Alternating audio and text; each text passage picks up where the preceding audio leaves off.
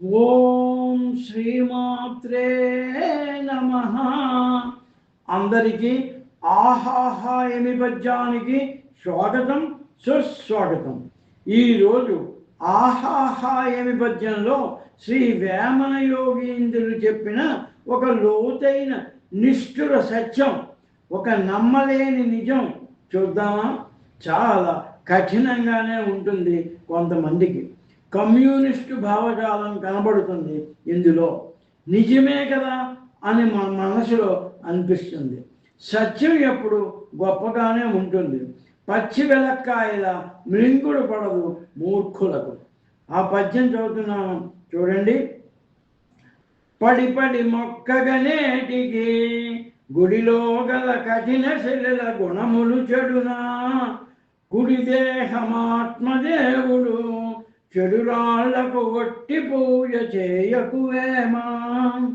సాగిల పడి గుడిలో గల కఠినమైన శిలలకు రాళ్లకు మ్రొక్కితే వాటిలో మార్పు కనబడదు.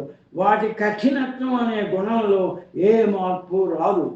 పవిత్రమైన గుడి నీ దేహమే, అందున్న ఆత్మే పరమాత్మ అని తెలుసుకోమంటున్నారు శ్రీ వేమన గారు. అడుగడుగున గుడి ఉంది, అందరిలో గుడి ఉంది, ఆ గుడిలో దీపముంది, అది ఏ దైవం అని విశదపరుస్తున్నారు శ్రీ వేమన గారు.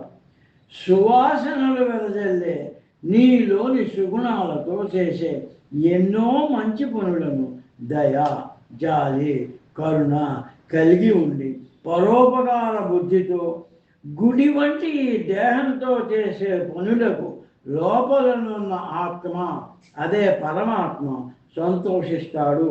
అందుచేత ఏమాత్రం చెలించని, ఏ మార్పు కనబడని రాళ్లకు ఒట్టి వెర్రివాళ్ళలా పూజలు చేయవద్దని హితవు చెప్తున్నారు శ్రీ వేమన గారు.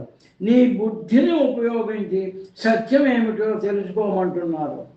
మల్లె వంటి స్వచ్ఛత గల దేహంతో ఎన్నో మంచి పనులు చేసి దైవం ముప్పు పొందాలి కానీ చిల్లర రాళ్లకు మొక్కుతుంటే చెడిపోదు రావోరే ఒరే అని హితబోధ చేస్తున్నారు శ్రీ వేమన గారు.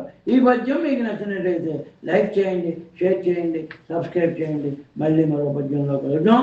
అందరికీ నమస్కారం.